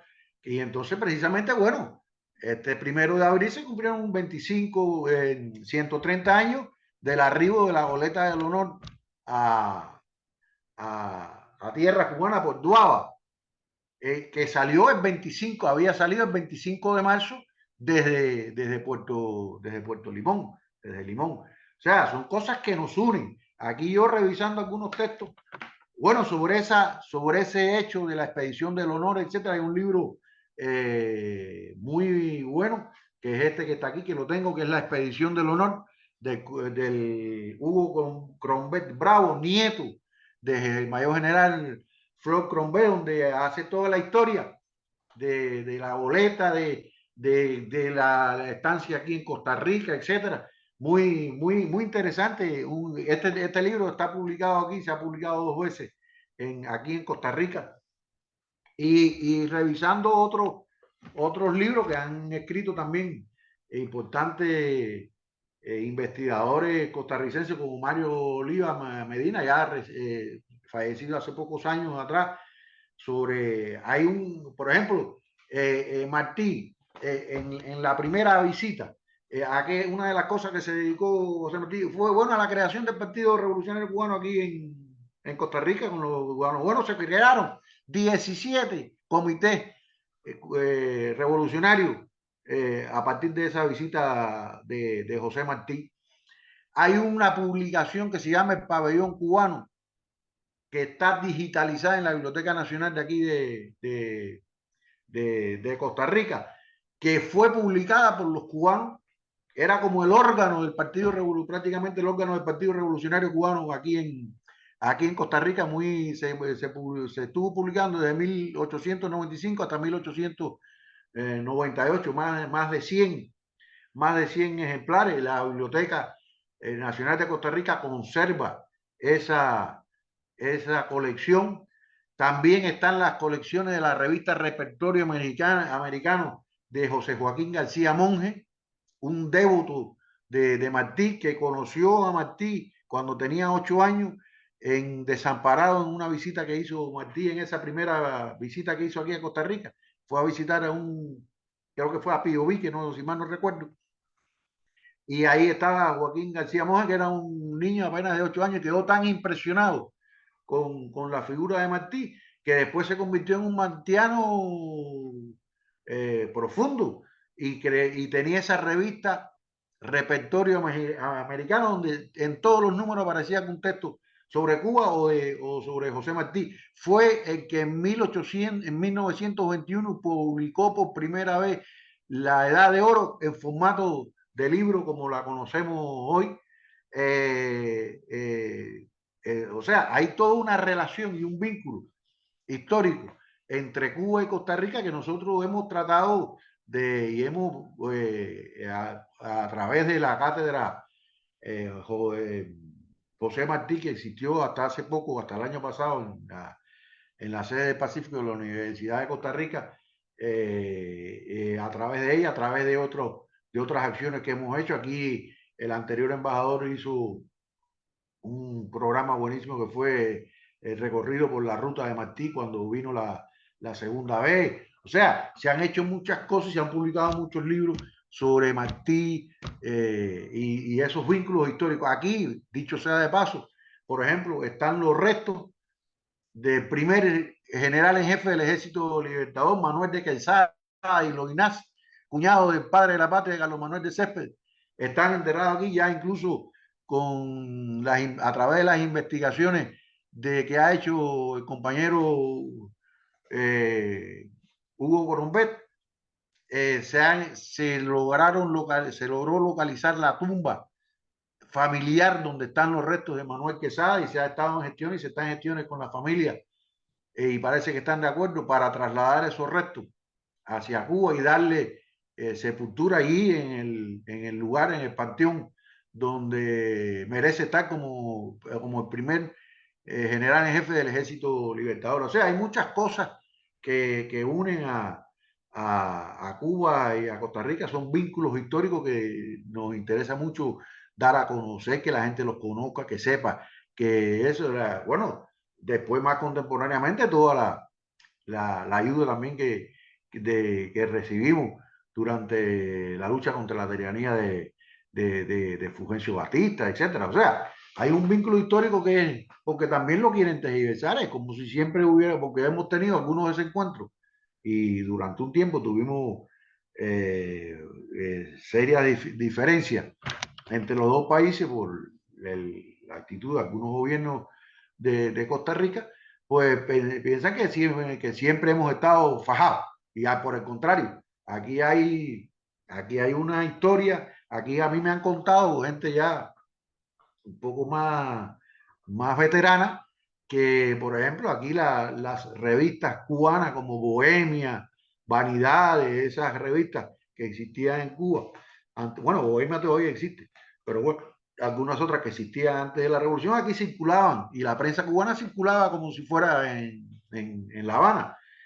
A mí una vez me regalaron unas revistas bohemias del principio de la revolución, por ahí tengo una cosa hermosísima que atesoraba aquí, que nos la regaló, que es un álbum de postalita que le llamábamos nosotros sobre el triunfo de la revolución. Por ahí lo tengo, lamentablemente no lo tengo aquí, lo guardé en otro lugar. Pero, o sea, hay un vínculo histórico entre los dos países. Entonces, realmente, hablar de eso, conversar con eso, darle a conocer a las personas eso, me parece muy importante porque somos dos naciones realmente que nos unen lazos históricos. Hay muchas familias costarricenses cubanas cuando uno va a la mansión de Maceo, ahí en Guanacaste, mucha gente se identifican como cubanos y resulta ser que son los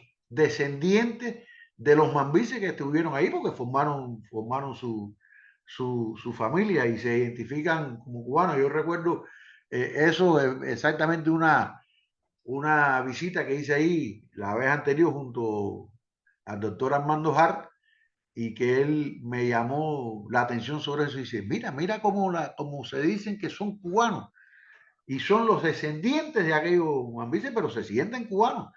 O sea, sienten que tienen su origen cubano. Una relación realmente muy hermosa, muy fuerte. Son lazos que no se han podido romper ni nadie los va a poder romper, pero que es necesario darlo, darlos a conocer y a la vida. Era uno de los temas que queríamos hablar precisamente en la tarde de hoy. Yo creo que hay tiempo, yo siempre quisiera que el doctor Eliade hablar un poco más, doctor, y no, yo le pediría, usted recuerda el acto por el centenario del inicio de la guerra de independencia en 1968, en aquel profundo discurso histórico que dio el comandante Fidel, que utilizó una frase y dijo, primero dijo que había una sola revolución, la que había comenzado Céspedes el 10 de octubre de 1868 en la de Majagua y la que culminó con el triunfo revolucionario el 1 de enero de 1959. Y utilizó una frase que decía, nosotros ayer hubiéramos sido nosotros, como es, nosotros ayer hubiéramos sido como ellos hoy hubieran sido como nosotros, dando la continuidad en ese proceso, ese hilo conductor, hasta nuestros días. Y entonces yo quisiera que un poco usted se refiriera a eso, porque usted también ha hecho unos programas que se llama el año 98, la guerra que no termina, ¿no? Sobre esta etapa de la segunda etapa de la guerra de independencia conducida por José Martí y cómo eso todavía hoy mantiene su vigencia, porque por los propósitos nosotros todavía estamos luchando por mantener nuestra independencia y nuestra soberanía. No piensen que ya la alcanzamos el 1 de enero de 1959 y no, estamos 66 años luchando por mantenerla y sostenerla contra viento y marea, en medio de un bloqueo genocidio y criminal que nos trata de asfixiar. Ahora mismo, bueno, lo que mencionaba el doctor Eliade, de las manifestaciones, ayer mismo el señor Mauricio Clava Encarón, enviado especial para América Latina y el Caribe, hizo unas declaraciones realmente funestas, eso de que van a utilizar acciones más creativas.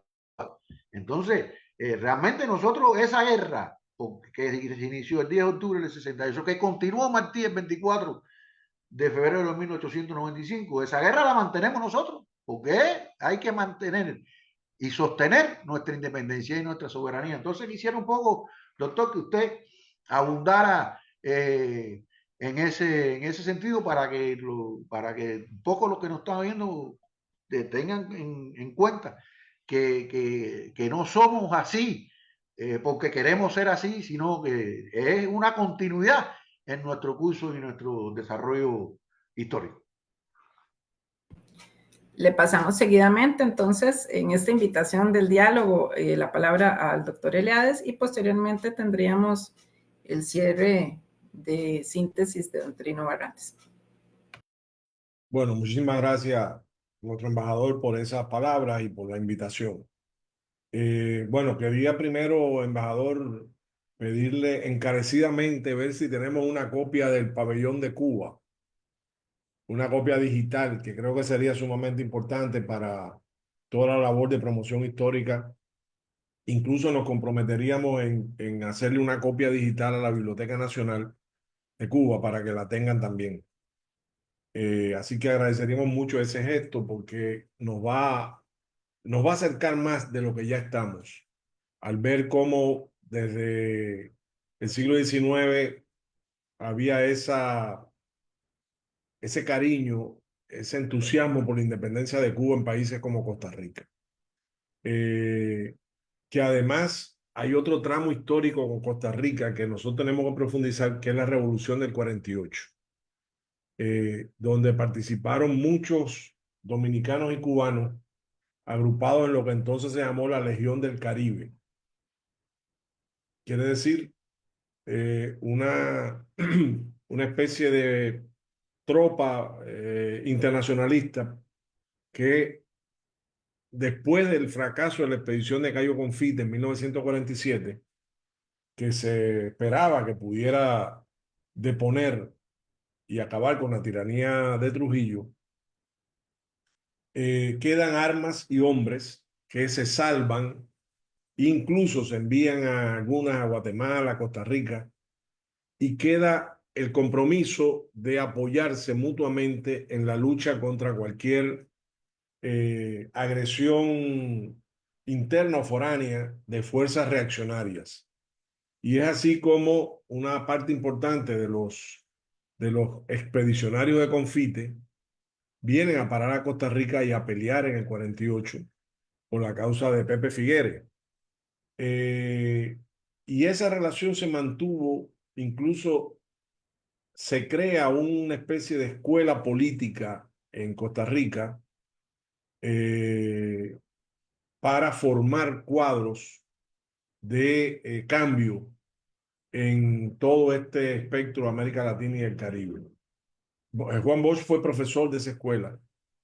Es una escuela que en el marco de la Guerra Fría se creó con un objetivo que no era tan revolucionario que digamos, pero que en la práctica formó cuadros que luego tributaron a las revoluciones del continente. Bueno, ya digo, Juan Bosch se entera de la muerte de Trujillo siendo profesor en esta escuela política en Costa Rica. Además, también pasaron por aquí, lamentablemente, personajes, digo, por Costa Rica, personajes nefastos cubanos que incluso estuvieron del lado de la reacción en la guerra del 48 y que luego fueron represores en Cuba. Hay un personaje que yo investigué para un libro en 3 tomos que publicamos con el historiador Pablo Llabre de Miami sobre la estancia de Machado y Batista en República Dominicana. Machado estuvo 6 meses después de derrocado, Batista estuvo 8 meses después de derrocado. Esas son historias que no se habían hecho, no se habían investigado.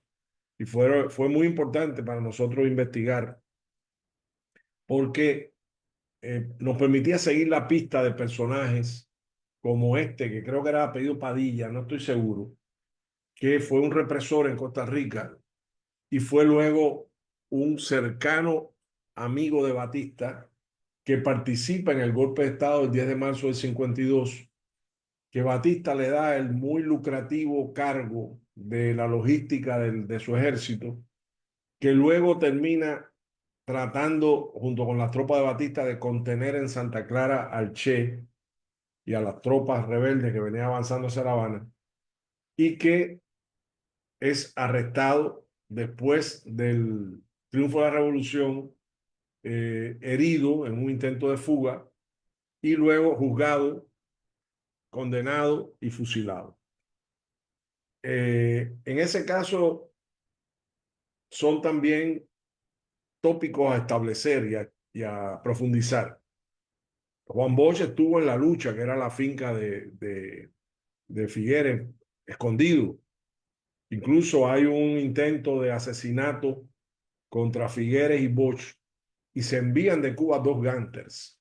Esos Gánteres eran remanentes de fuerzas revolucionarias que pelearon contra Machado y que luego perdieron el rumbo y terminaron creando organizaciones ganteriles en Cuba que tenían todos una aureola revolucionaria, pero que no eran revolucionarios.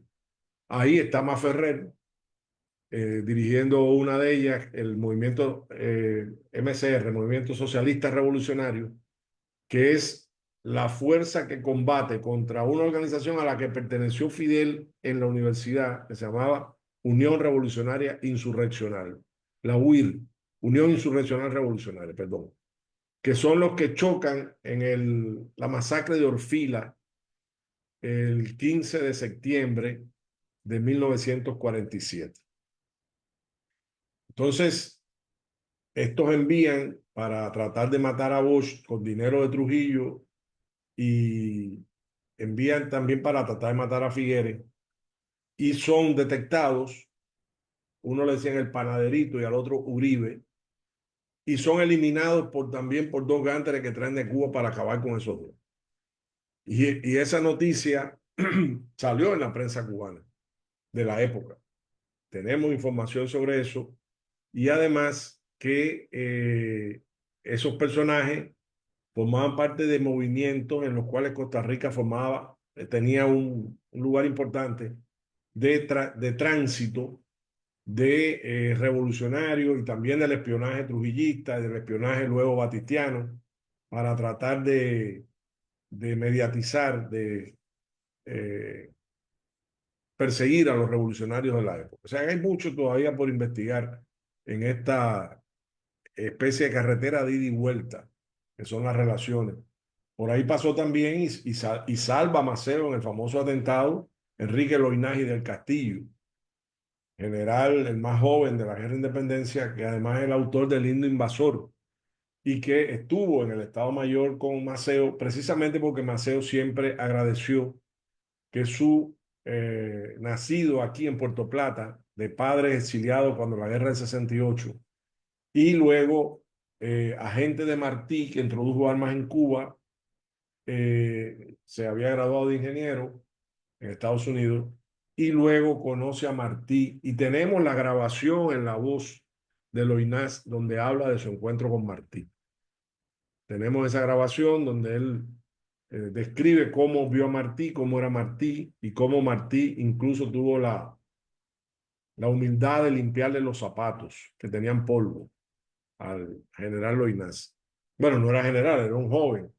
Y es el que salva a Maceo cuando herido, lo van a rematar y él elimina al comerciante español que estaba entre los atacantes. Entonces, en cuanto a a lo que se hablaba también de la necesidad de profundizar en el último tramo de la guerra nuestra de independencia del 95 al 98, yo comenzaría por una pregunta que le hacen a Máximo Gómez, que por cierto es uno de los grandes atacados por los colonialistas emboscados en España en estos tiempos, que también lo llaman traidor, porque Gómez fue miembro de las Reservas Dominicanas, una unidad militar realmente, que se crea con los restos del ejército republicano dominicano cuando de manera artera el presidente Pedro Santana, que había sido un héroe de la independencia, pero traiciona, pide la anexión de República Dominicana a España en el año 1861. España desembarca, liquidan la república, liquidan las instituciones, y entre las instituciones que hay que reconfigurar estaba el ejército. Y ese ejército pasa por un sistema de depuración colonialista, racista, y una parte de esos oficiales del ejército republicano dominicano quedan al servicio de España en unas unidades que se llamaban Reservas Dominicanas. Esas unidades pelearon del lado español a partir del 16 de agosto de 1863, cuando comienza la Guerra de la Restauración. ¿Qué es lo que se quiere restaurar? La República. Y se quiere liberar a República Dominicana de la tutela española. Y ahí, en esa guerra, Gómez, que es un joven oficial de caballería, pelea del lado español. Eso tiene una explicación larga que no puedo hacer ahora porque sería muy extenso, pero que tiene que ver con la toma por parte de fuerzas restauradoras al mando de Pedro Florentino, un general restaurador que tenía serios problemas de violencia y de crímenes, etcétera. Toman la ciudad de Baní, que es la ciudad natal de Gómez, una ciudad que fue españolista, había muchos canarios a favor de España y muchos españoles, apresa 20 y pico, entre ellos un cuñado de Gómez y creo que un sobrino, y lo fusilan. Queman el poblado. Entonces, ante esas situaciones, Gómez, por un problema hasta personal, decide no apoyar a esa fuerza, que la ven como una horda de bárbaros capaces de hacer todo tipo de crímenes. No fueron los únicos crímenes de, de Florentino, que incluso el gran Luperón estuvo preso en manos de Florentino y se salvó de milagro. Entonces, Gómez se evacua de aquí con los restos del ejército español una vez derrotados por los patriotas y se va a Cuba. Los españoles habían prohibido que ellos fueran que estos miembros de la Reserva Dominicana que los ayudaron fueran a Cuba, porque en Cuba había esclavitud y muchos de ellos eran mestizos y negros, y le podían crear problemas. Y además, como no confiaban en ellos y le achacaban parte de las culpas en su derrota, los confinaron dentro de Cuba en lugares alejados de las grandes ciudades. Y en el caso de Gómez cae en un pueblecito que se llama El Dátil, que está cerca de Bayamo, y él y otros dominicanos son ubicados por allí, por la zona, que era una zona rural, y con tan mala suerte para España, que allí es donde se está conspirando por la independencia de Cuba. Entonces ellos que fueron humillados por los españoles, que ya en Cuba ni siquiera le pagaban los salarios, que constantemente los humillaban en público y en privado, que hablaban horrores de ellos, de estos veteranos de la Guerra de la Restauración por España, terminan uniéndose a la conspiración de los cubanos por la libertad y por la independencia, y son de los primeros que enseñan a pelear a los cubanos. Le enseñan el uso del machete, le enseñan el uso de la T incendiaria, le enseñan las tácticas de guerrilla que habían vencido al ejército español aquí en República Dominicana, y son muy eficaces. Y a Gómez corresponde haber sido el comandante de la primera carga al machete, que no fue a caballo, que fue a pie, fue con infantería, en Pino de Baire, el 26 de octubre de 1868, y que logró aterrorizar a las tropas españolas, que tuvieron 203 bajas en ese solo combate. Y por eso se le critica a Gómez y por eso se ataca a Gómez hoy como traidor. Gómez no fue traidor. Gómez sencillamente fue un hombre de su época que además rectificó, y que además lo que lo radicaliza del lado cubano es la actitud española, y además que vio la esclavitud en Cuba, que aquí en República Dominicana no era así. Ya veo que tengo 5 minutos, yo me apuro, corro y digo lo siguiente. La guerra del 98, que el embajador nos ha solicitado, una guerra pequeña, los americanos la califican de pequeña guerra espléndida, duró 3 meses, pero le dio a Estados Unidos el dominio mundial de los mares, y le dio además la posesión de Cuba, Filipinas, Puerto Rico y Guam. Son su primera gran expansión fuera de la frontera o del territorio continental norteamericano, y fue una guerra imperialista de nuevo tipo, así la calificó Lenin. A partir de ahí, la historia de Cuba fue otra, y también la de Puerto Rico y la de Filipinas. Pero centrándonos en Cuba, a partir de ahí conocimos de cerca y de primera mano lo que es el imperio. Lo que es el imperio que frustró la independencia de Cuba, y que además hizo que se viviera una larga agonía llamada pseudo república o república mediatizada, que termina el 1 de enero del 59 con el triunfo de la revolución. Entonces, cuando vienen a vendernos las maravillas norteamericanas, uno tiene que ir a la historia y que ver lo que eso significó para el pueblo de Cuba, y por qué el pueblo de Cuba se lo quitó de encima, y por qué no se ha rendido ante las presiones de ese imperio en 66 años, ni se va a rendir. Y creo que ahí es donde la historia juega un papel esencial. No hay tiempo para profundizar en el tema del 98. Hay una serie en internet, en Facebook, que yo organicé, que se llama El 98, la guerra que no cesa, que tiene 20 y pico o algo así, quizá un poquito más de capítulos, donde es el análisis detallado de la guerra. Y también está en YouTube, en el programa de nosotros, que también hicimos la serie en video. Así que los interesados pueden ahí encontrar información. No hay para más.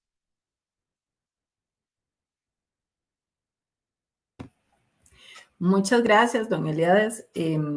Le paso seguido, por favor, la palabra al señor Trino Barrantes, que nos hará la síntesis de este espacio tan interesante. Antes de pasarle la palabra a don Trino, yo sí quisiera decir que en estos vínculos bilaterales aprendí recientemente, gracias a escucharla declamar en vivo a doña Julieta Dobles Izaguirre, que es nuestra premio Magón, y también investigando un poco más en palabras de don Arnoldo Mora, doña Julieta Dobles, poeta, es hija de Ángela Izaguirre, quien venía, ¿verdad?, en este proyecto de dar vida a la cultura costarricense a través de estas fuertes mujeres, de padre y madre cubanos, ¿verdad? Entonces estuvieron en esta llegada a Mansión de Guanacaste.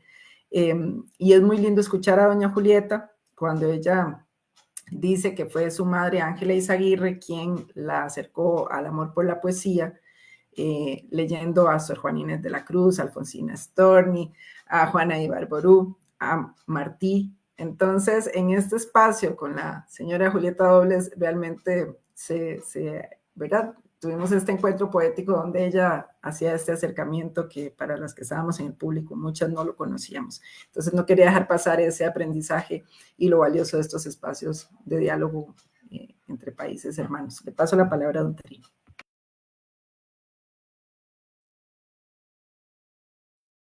Muchísimas gracias, pero qué tarea más difícil me dejaron a mí porque es una exquisitez escuchar esos dos momentos de presentación, ¿verdad? De Eliades, el doctor Eliades y don Jorge. Pero voy a empezar así con algunos elementos generales para no cansar al público, sino más bien poder aprovechar los otros 5 minutos que nos quedan para enriquecer algunas cosas. En primer lugar, me parece que es sumamente importantísimo. El doctor Eliades nos pone en una estafeta que es obligación para los jóvenes historiadores y para los viejos historiadores recogerla, que es cómo abordar el tema de los documentos desclasificados, porque posiblemente tampoco en la desclasificación surjan los elementos que todos quisiéramos como investigadores, como historiadores, como pueblo, poder encontrar. Recientemente, y es posible que don Jorge haya recibido el mensaje, aparece un documento desclasificado en donde formalmente se dice que la CIA había infiltrado al Partido Comunista de Costa Rica, al Partido Vanguardia Popular. Pero el documento es tan especulativo que entonces posiblemente obliga a un montón de gente a hacerse la pregunta, ¿y quiénes o quién era el infiltrado por parte de la CIA ante, digamos, el Partido Vanguardia Popular? Y ahí me parece entonces que el doctor Eliades apunta a un elemento esencial, ¿verdad? Que la lectura de un documento desclasificado tiene que hacerse con mucho cuidado y fundamentalmente confrontarla con una serie de otras fuentes, porque si no entonces caeríamos propiamente en historia de narración propiamente y no en la historia como un instrumento de codificar a la realidad social. Y eso me parece sumamente valioso porque el doctor llamaba la atención de cómo es necesario que en ese tipo de fuentes para confrontar los documentos desclasificados, nosotros hagamos un acercamiento científico, objetivo, a la prensa del momento en que se está, digamos, dando el hecho histórico que es desclasificado. Ver si es posible encontrar, digamos, gente contemporánea al hecho histórico que está siendo desclasificado para poder lograr una entrevista de fuentes directas. Confrontar incluso referencias bibliográficas que en esos momentos están, digamos, presentes. Desde esa perspectiva me parece que ya con ese elemento es un alumbramiento a cómo realmente discernir sobre el hecho histórico desde una perspectiva mucho más rigurosa, más científica, ¿verdad? Nosotros podemos diseccionar la historia, ¿verdad? Y en ese diseccionar tenemos que encontrar los elementos que realmente den el contenido de validez al hecho histórico que nos quiere presentar como válido. El segundo aspecto que me parece fundamental en el quehacer, digamos, del investigador, y ya lo planteó el doctor Eliades, es que, por ejemplo, en el análisis de la Revolución Cubana, las fuentes siempre han estado sumamente manoseadas por una narrativa que corresponden al discurso dominante. Y entonces aparecen una revolución, ¿verdad? en donde los puntos de experimentación, ¿verdad?, no se dan por revolucionarios, ¿verdad?, no se dan por compañeras y compañeros científicamente comprometidos con un proceso histórico, con una concepción teórico-política, sino que son aventureros, son jugadores de póker, son tipos que viven en los cabarets, y me parece entonces que en ese sentido, cuando aquí en Costa Rica se vende la falsedad de la muerte de Camilo Cienfuegos, ¿verdad? Entonces resulta hasta risorio sentir que en algunos documentos publicados en ese momento era para poner en contradicción de que eh, Fidel Castro seguramente se sintió celoso por la elegancia y la presencia de un Camilo, ¿verdad?, Cienfuegos, que era sumamente atractivo a las mujeres norteamericanas que visitaban las islas. Cuando a mí digamos, me han confrontado con esos datos tan perversamente sucios, yo les digo, mire, si fuera cierto, seguramente, ¿verdad?, Camilo Cienfuegos se adelantó a la guerra de Argelia, porque entonces en la guerra de Argelia fueron las mujeres que se quitaron el velo. Aquí Camilo descubrió a través del juego de las cartas, ¿verdad?, y las sábanas, que se estaba conspirando por parte de los Estados Unidos contra la isla de Cuba. Y entonces es ahí donde nosotros tenemos, como historiadores, como militantes, como participantes, digamos, de los grandes colectivos, también confrontar a la fuente mentirosa que ensucia la verdadera, digamos, esencia de los procesos revolucionarios. Y yo creo que en ese sentido, el doctor, ¿verdad?, apuntó elementos que son sumamente importantes, que como, por ejemplo, cuando se trata de desprestigiar, ¿verdad?, a la Revolución Cubana, no se hacen referencias a datos tan puntuales, ¿verdad?, tan significativos de la introducción del dengue hemorrágico, de las condiciones que se generan a partir de, de los efectos del COVID-19, o los grandes, digamos, efectos que sufrió las plantaciones de caña mediante las enfermedades por las guerras bacteriológicas por parte del imperio norteamericano. Desde ese entonces, desde esa perspectiva, yo creo, a los que han estado escuchando la conferencia, que estas herramientas nos ponen a nosotros en la obligación de poder tener entonces las dos caras. Esta cara, digamos, que es la cara en donde se miente sobre la historia y los hechos objetivos, ¿verdad?, y la cara del historiador que busca desde la fuente demostrar el hecho histórico con su validez científica. Y creo que entonces en ese sentido me pareció pero sumamente rica, estaba, digamos, disfrutándola cuando el doctor Elías Acosta va haciendo ese análisis comparativo con las calificaciones de que Cuba no fue una colonia, de que hay un sector de cubanos, ¿verdad?, que apuestan a seguir perteneciendo más a España que a Cuba.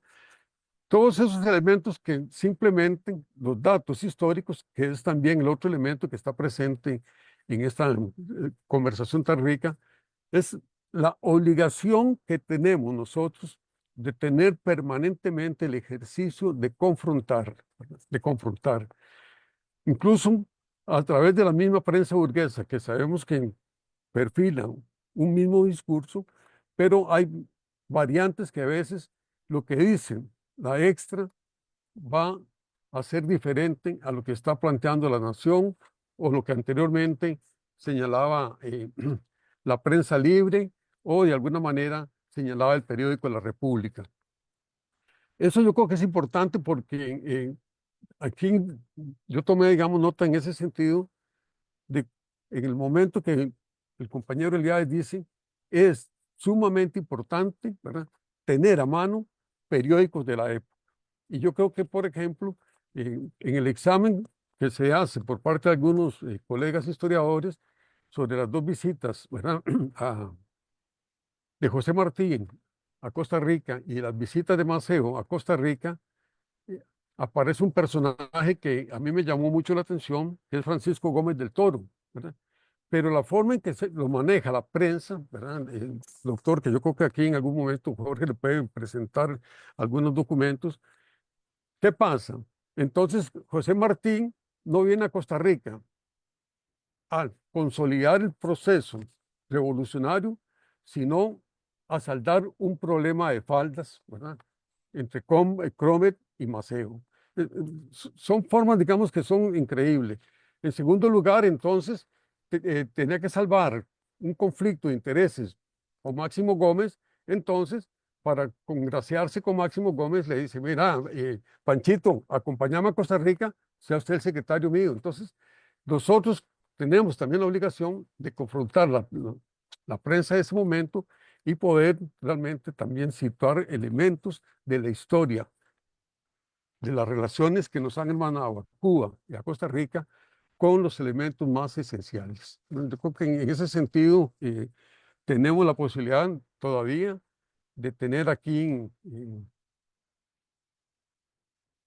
descendientes directos de Flor Crombie, descendientes de los últimos mambises, y lo apuntó excelentemente el compañero Jorge Rodríguez.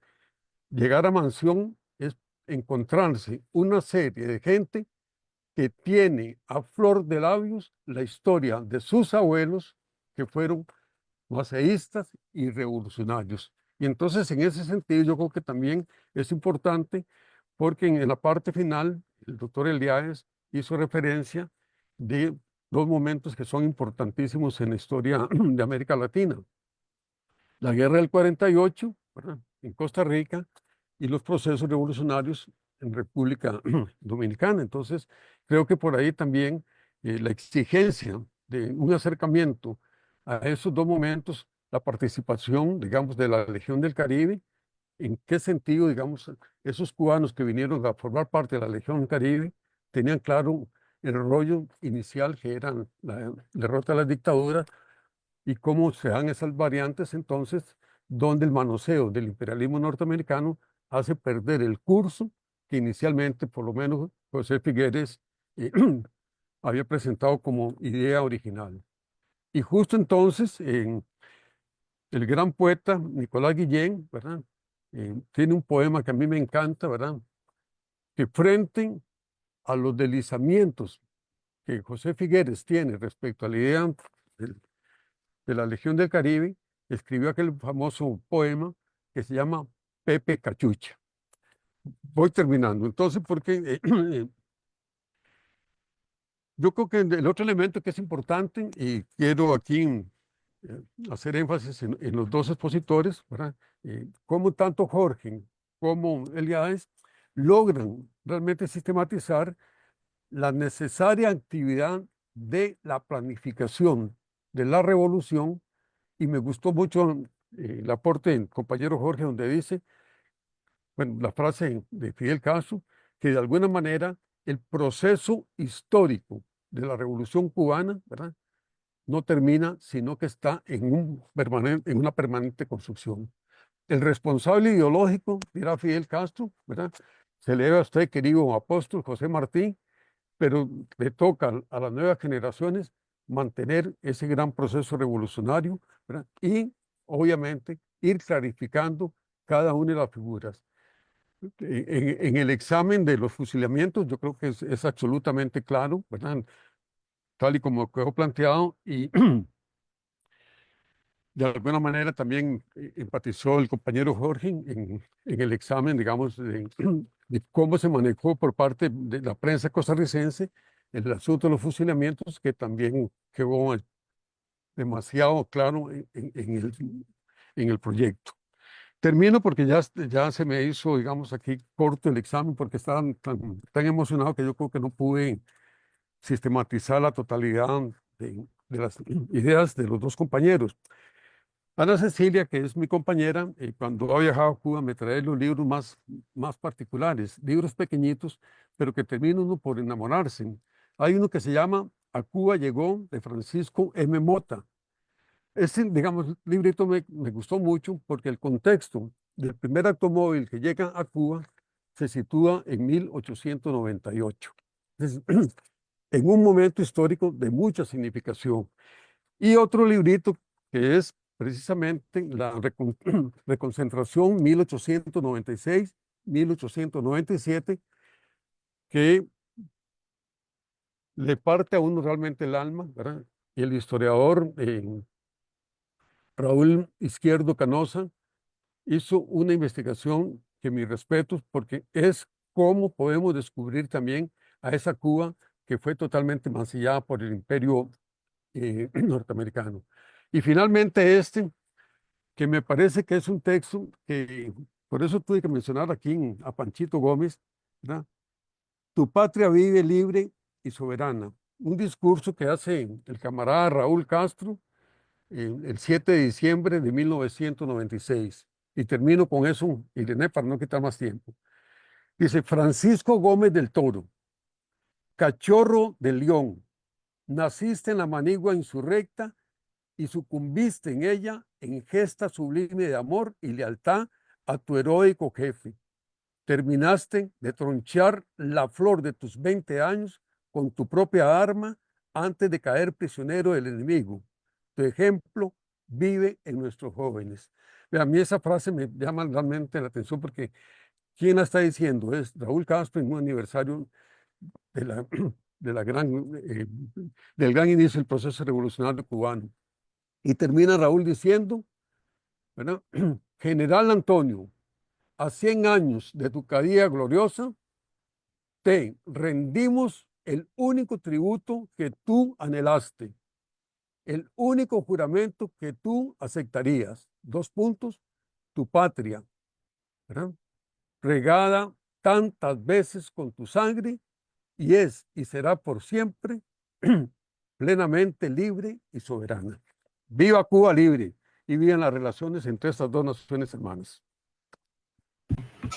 Muchas gracias a don Trino Barrantes Araya por su intervención. Brevemente les mencionamos los comentarios que nos han dejado en el Facebook antes de darle las palabras de cierre al señor Eliades Acosta, al doctor Eliades Acosta y al señor embajador don Jorge Rodríguez.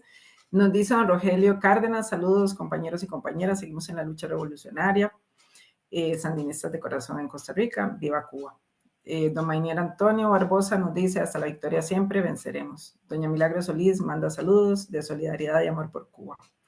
El señor Dulce Humansor Alvarado, un saludo cordial para el señor embajador don Jorge Rodríguez y para los expositores. Efectivamente, Costa Rica y Cuba han sostenido una maravillosa y fructífera amistad de muchísimos años. Fruto de esa amistad es nuestro conocimiento del ideario martiano y la admiración por la figura enorme y universal de José Martí en este pueblo porteño que es Punta Arenas. Quien lo recibió durante algunos días en junio de 1894, con los honores de ese magnífico huésped del pueblo porteño. También hemos tenido pues otras intervenciones durante la transmisión y de esta forma le paso palabra para unas breves palabras de cierre al doctor Eliades y posteriormente al señor Jorge. Bueno, yo creo que ha sido una jornada muy fructífera, muy agradable, sí, ya lo vi, muy agradable por los anfitriones nuestros y por la presencia de nuestro embajador Jorge Rodríguez, que han hecho de un encuentro con la historia, un encuentro también de solidaridad y de reafirmación de los lazos que nos unen.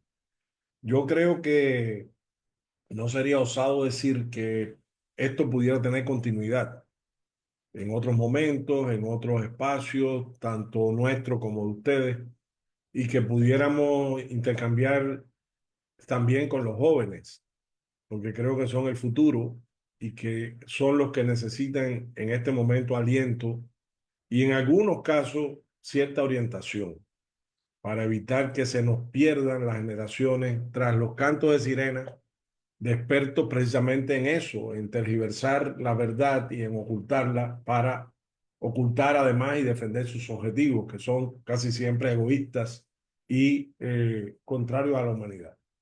Solo mi disposición con el embajador, con ustedes, con Don Trino, contigo, pues a cualquier invitación futura, cualquier idea, cualquier proyecto, ahí estaremos con mucho gusto. Un abrazo.